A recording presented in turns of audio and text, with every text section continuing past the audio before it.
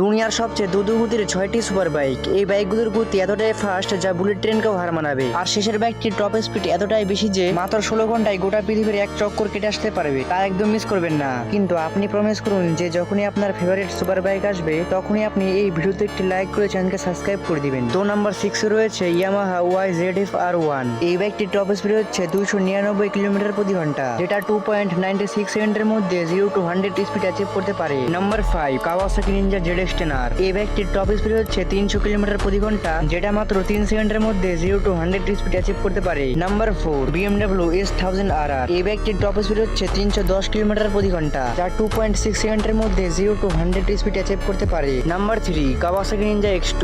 Number 3 তে Ninja X2 থাকলে তাহলে ভাবুন নাম্বার 1 এ কি রয়েছে। এই বাইকটির টপ স্পিড হচ্ছে 325 কিলোমিটার প্রতি ঘন্টা, যা 2.6 সেকেন্ডের মধ্যে 0 to 100 স্পিড অ্যাচিভ করতে পারে। নাম্বার 2 দুকাটি প্যানাগল V4, যার টপ স্পিড